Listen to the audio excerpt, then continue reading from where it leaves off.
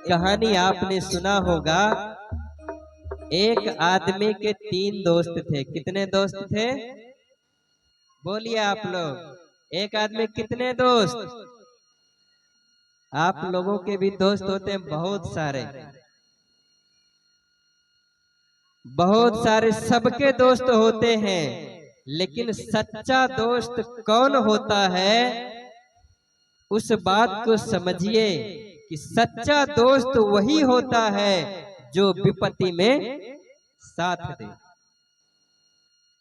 नहीं तो कहते हैं, कहा जाता है, सर ने कहा है कि बहुत बनते हैं रिश्ते, जब पैसा पास होता है और टूट जाता है गरीबी में जो रिश्ता खास होता है।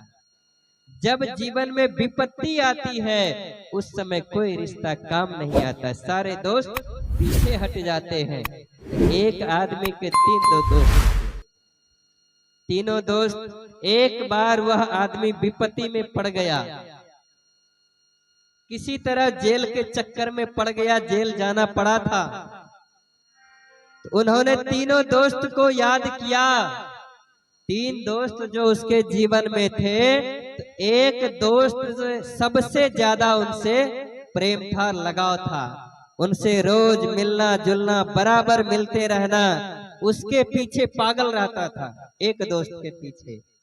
और दूसरा जो दोस्त था उससे थोड़ा पहले वाले से कम मिलता था। और जो तीसरा दोस्त था उनसे कभी कभी मुलाकात हो जाए, रास्ते चलते फिरते तो हो जाए, न कभी फोन करना, न कभी खत भेजना, न चिट्ठी लिखना, न कभी मिलने जाना। जब वह जेल में फंस गया तो उन्होंने दोस्तों को याद किया। तो आप बताइए, वो सबसे पहले किस दोस्त को याद करेगा? सबसे पहले किसको याद करेगा? जोर से बोलिए, पीछे से भी आवाज आनी चाहिए। किसको याद करेगा? बोलिए, आप लोग बोलते क्यों नहीं? बोलिए सद्गुरुदेव की जय। पहले किसको याद करेगा? जिनसे उनका ज्यादा लगाव था।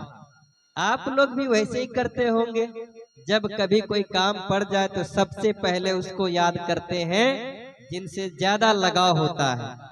तो जब उन्होंने उनके पास अपना समस्या सुनाया तो वो दोस्त कहते हैं, उन्होंने समस्या सुनाते हुए कहा कि देखो दोस्त, मैं किसी कारणवश मुकदमे में फंस गया हूँ, तुम्हें जाकर सिर्फ गवाही देना है, अदालत में जाकर गवाही दे देना है, बस हमारा काम बन जाएगा। तो जिनको वो ज्यादा मानते थे उसने क्या कहा? उसने कहा, दोस्त, मैं तो अपने घर से 1 इंच भी हिल नहीं सकता हूँ, तुम अदालत जाने की बात करते हो। मैं अपने घर से 1 कदम भी तुम्हारे साथ नहीं चल सकता। अब बताइए, उस समय आपको कैसा लगेगा जब आप विपत्ति में हैं और आपके जो सबसे चहीते दोस्त ऐसा कह दे कि मैं आपके साथ 1 कदम भी नहीं चल सकता। अरे जाना न जाना अलग बात है, लेकिन मुंह से बोल भी तो देते। लेकिन एकदम निष्ठुर होके कह दिए कि 1 कदम भी नहीं चल सकता। बहुत उन्हें निराशा हुई, बहुत मन में अफसोस हुआ, जिसके चलते, जिसके लिए मैं रात दिन हाय तौबा करता रहा, उन्होंने जब विपत्ति पड़ा तो क्या बोल दिया? 1 कदम भी नहीं चल सकते। निराशाजनक आगे बढ़े, दूसरे दोस्त के पास गए जिससे उनसे कम मानते थे, मिलते जुलते थे कभी कभी। उनके पास जब गए, उनको भी समस्या सुनाए, देखो अदालत में जाना है और वह सिर्फ तुमको गवाही दे देना है, बस इतना ही तुम्हारा काम है, इतना कर दो तो हम जो है जेल में जाने से बच जाएंगे। तो वो क्या कहते हैं, उनकी भी बात दूसरे नंबर के दोस्त की सुन लीजिए। उन्होंने कहा, दोस्त, मैं तो चलने के लिए तैयार हूँ, लेकिन मेरी समस्या ये है कि मैं अदालत के अंदर नहीं जा सकता, गेट तक जाऊंगा, बाहर ही रहूंगा, अंदर नहीं जाऊंगा। तो कहा तुमको जाने से फिर फायदा क्या? जब अंदर जा ही नहीं सकते हो, अंदर जाके गवाही नहीं दोगे, तो बाहर तक जाने से क्या फायदा होगा? कोई मतलब का नहीं है। तुम भी यहीं घर में रहो। अब तो बिल्कुल उसका निराशा भरोसा जो भी था सब खत्म हो गया। तो उसकी पत्नी कहती है एक बार उस दोस्त से भी जाके मिल लीजिए। तो वह कहता क्या है, देखो उससे मैं न ठीक से कभी बात करता हूँ, न कभी मैं समय निकाल के उसके पास जाता हूँ।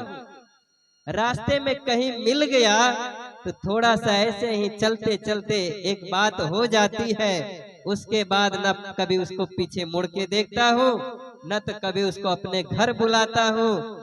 जब जिनको मैं सबसे ज्यादा मानता था वो लोग मुख फेर दिए, उनके पास तो मैं कभी जाने का भी प्रयास नहीं करता था। वो क्या जाएंगे, छोड़ो। कहा कि नहीं, एक बार बात मान लीजिए। ऐसी ही गरीबी आई थी सुदामा के जीवन में, यही समस्या उनके जीवन में, कुछ नहीं खाने पीने को बचा। तो उसकी पत्नी कहती है कि देखिए आप अपने दोस्त की बहुत बखान करते रहते हैं। सुदामा की पत्नी, हमारे पास इतनी गरीबी, आपके दोस्त तो भगवान है, एक बार जाइए तो सही।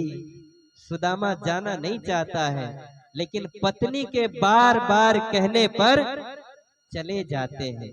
ठीक उसी प्रकार इन दोस्त को भी जब पत्नी ने बार बार कहा एक बार जाके मिल लीजिए, मिलने में क्या हर्ज है, अरे समझ लीजिएगा कि निराशा ही है, लेकिन एक बार मिलने में क्या जाता है, मिल लीजिए जाके।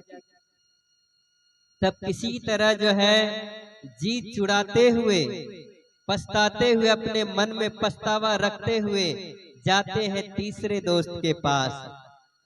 उनके पास जैसे ही गया, वो दोस्त देखे, दूर से ही देखे तो दौड़ते हुए आए कि हमारे दोस्त आए हैं। खुशी से उछल पड़े, आइए दोस्त कहिए क्या हाल समाचार है। इनका तो दिल भर गया, गदगद हो गया। जाते ही इतना स्वागत, और जैसे ही ये कहे, अब कहने में भी सकचा रहे थे कि क्या कहे ना कहे। एक तो कभी आते थे नहीं, और सोचेंगे कि आए हैं तो समस्या ही लेकर आए हैं। फिर भी उन्होंने देखा कि इनके मन में कोई बात है जो ये प्रसन्न नहीं है, इसके मन में कुछ छुपा हुआ है। तो बार बार जोर देने पर कहते बताओ दोस्त क्या बात है, इतने मुरझाए हुए क्यों हो?